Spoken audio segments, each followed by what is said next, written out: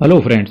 अभी जिस तरीके से इन्फोसिस अभी 3-4% के आसपास अभी 2-3 दिन पहले ऊपर गया और उसके बाद से इन्फोसिस वापस से 8.13% टूट गया, तो काफ़ी सारे लोगों की तो अब इसने उम्मीद ही तोड़ दी है। तो अब काफ़ी लोग घबरा भी गए हैं कि भाई साहब अब नहीं रुकना है इस शेयर के अंदर, अब तो बाहर निकल के चले जाएंगे। जय माता दी बोलेंगे इसको, जय बाबा भोलेनाथ बोलेंगे इसको, और इस टाटा बाय बाय कर लेंगे इस इन्फोसिस लिमिटेड से रिलेटेड। क्या उनका ये ऐसा सोचना सही है या उनका सोचना ये गलत है, इसी सब्जेक्ट में मैं आपसे कुछ चर्चा करने की कोशिश करूंगा। पर इससे पहले आप सबसे पहले कंपनी का मार्केट कैप देखो भाई साहब। ये कोई नुन्नू पुन्नू वाली कंपनी नहीं है। इसका मार्केट कैप देखो 5,52,640 करोड़ का इसका मार्केट कैप है। तो बहुत बड़ा ब्रांड है इन्फोसिस। करंट प्राइस की बात करेंगे 1332 का है, हाई की बात करेंगे 1673 का है, लो की बात करेंगे 1185 का लगाया। तो 1185 से 1332 तक की जर्नी अभी भी देख रही है कि अभी भी इस कंपनी के अंदर कुछ बिगड़ा नहीं है। अगर कोई बंदा इस कंपनी के अंदर लगातार गिरावट में अगर अपॉर्चुनिटी या आपदा में अगर अवसर समझ रहा है तो उसके लिए ये कंपनी आगे चल के बहुत अच्छा रिटर्न देने वाली है। स्टॉक के पीई की बात करेंगे 22.40 का है, बुक वैल्यू की बात करेंगे 179 का है, डिविडेंड यील्ड की बात करेंगे 2.55% का है। Return on capital employ, return on equity के ऊपर भी कुछ खास इंपैक्ट नहीं आया है, 30% के ऊपर दोनों ही मेंटेन करके रखे हुए हैं। फेस वैल्यू की बात करेंगे 5 रुपये का है। हालांकि टीसीएस की बात करेंगे तो उसका फेस वैल्यू 1 रुपये है। इन्फोसिस की बात कर रहा था मैं आपको, second largest India's information technology company है। मेरे दोस्त आपको एक चीज़ पता होना चाहिए कि ये इन्फोसिस हो गया, टीसीएस हो गया, रिलायंस हो गया, ये सारी एक लार्ज कैप कंपनीज हैं। तो लार्ज कैप कंपनी से आपको रिटर्न जो मैक्सिमम होता है, तो जो इंडेक्स आपको देता है 30-40 साल की अगर मैं इंडेक्स की बात करूँ तो 12-12.5% के आसपास इंडेक्स ने दिया है। 7% उन्होंने इन्फ्लेशन को बीट किया है, प्लस 5% आपकी पॉकेट में रिटर्न डाला है। तो ऑल इन ऑल बात करें तो लार्ज कैप कंपनीज आपको केवल जो 30-40 साल के रेंज में होगा केवल आपको देंगी 10-12% रिटर्न, 10-12% का ईयर ऑन ईयर बेसिस पे रिटर्न देंगी। अगर आप 20-21 में जाएंगे जब कोविड आया, और कोविड के बाद से जो इन्फोसिस हो गया, टीसीएस हो गया, ये सारी कंपनियां जब चली हैं तो सारी कंपनियां ऑलमोस्ट डबल हो गई।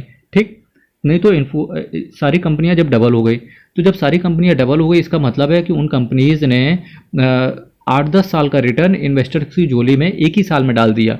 जो 10 साल तक घिस रहा था इन्वेस्टर, उसका सारा रिटर्न एक ही साल डाल दिया। तो अब क्या करेगा कि वो सारी कंपनियां ना धीरे धीरे धीरे धीरे over the period of time वो 10% ही बना देंगी उस चीज़ को। तो आप ऐसे समझो इस कंपनी को कि आपको मिलना 10% ही है। बस ये समझो 2020-21 में अगर आपका ये शेयर डबल हो चुका था तो अब बस उसकी भरपाई चल रही है कि धीरे धीरे अब कंपनी को आपका देने के वक्त आ गया है। अब कंपनी ले रही है आपसे वो रिटर्न, और जैसे ही वो रिटर्न धीरे धीरे 10-12% का CAGR बन जाएगा तो वापस से ये कंपनी चलना स्टार्ट हो जाएगी।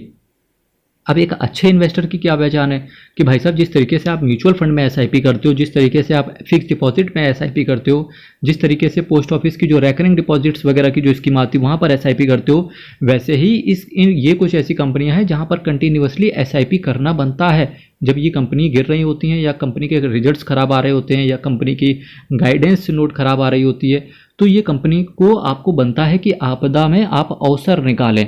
आप आपदा से भाग जाएंगे तो रिटर्न आपको इतनी जल्दी नहीं मिलेगा, क्योंकि इसी तरीके से अगर मैं बात करूं ल्यूपिन की, 1200 के आसपास शेयर था, 450 के आसपास आ गया और वापस से भी 6 महीने में वापस से 900 रुपये चला गया। तो अब जिन्होंने 1250 में खरीदा, जिन्होंने खरीदा 450 आ गया, उसके बाद 450 तक हो सकता है किसी ने 500-600 के आसपास शेयर निकाल दिया हो, तो वो अभी लॉस में बैठा होगा कि अब सोच रहा होगा यार 900 में शेयर आ गया। तो वैसे ही जो बंदा 1600 के आसपास इन शेयर्स में बना हुआ है, तो अगर कोई बंदा ये 8.5% की गिरावट देख के ही बाहर निकल जाएगा, और जब ये शेयर प्राइस 2000 जाएगा, और चूंकि इससे जाना ही बस टाइम लेगा, बस टाइम समय की बात है। आज ये 1300 है, किसी समय पे हम बैठे होंगे कि ये शेयर प्राइस 2000 पे भी होगा। बस ये समझो इतनी अच्छी कंपनी, आपको आपदा में अवसर निकालना है, मैं आपसे यही कहूँगा। फिर भी अल्टीमेट डिसीजन आपने लेना है क्योंकि पैसा आपका है। ऑल इन ऑल अगर मैं इन्फोसिस लिमिटेड के फंडामेंटल से रिलेटेड बात करूं तो फंडामेंटल्स कंपनी के ज़बरदस्त है, केवल कंपनी की गाइडेंस कुछ खराब आ जाती है, इसकी वजह से इम्पैक्ट देखने को मिल रहा है। साथ ही साथ अमेरिका की स्थिति भी खराब है, इसकी वजह से भी यहाँ एक्सटर्नल एनवायरनमेंट की वजह से भी गड़बड़ी चल रही है, और रसिया और यूक्रेन का वॉर भी थम नहीं रहा है, तो इसकी वजह से भी इस कंपनी के साथ इम्पैक्ट आया है। पर जैसे ही ये सारी चीज़ें कूल ऑफ हो जाएंगी या जो IT सेक्टर है ये सारी चीज़ों के साथ जीना सीख लेगा, तो सबसे पहले जिन कंपनीज की बारी आएगी वो TCS, Infosys, Wipro, HCL tech, इन्हीं सब कंपनियों को फ़ायदा होने वाला है। तो मेरे दोस्त अल्टीमेट डिसीजन आपने लेना है, और किसी भी शेयर या म्यूचुअल फंड में इन्वेस्ट करने से पहले अपने फाइनेंशियल एडवाइजर से जरूर संपर्क कर लेना। कल फिर आपके साथ मिलेंगे और आप अपने व्यूज़ कमेंट बॉक्स में जरूर रखें कि आप क्या सोचते हैं आईटी सेक्टर से रिलेटेड। जो ये गिरावट देखने को मिल रही है, आपका क्या पर्सपेक्टिव है, ये पूरा आप कमेंट बॉक्स में बताइएगा मुझे। कल फिर मिलेंगे, तब तक के लिए बहुत बहुत धन्यवाद।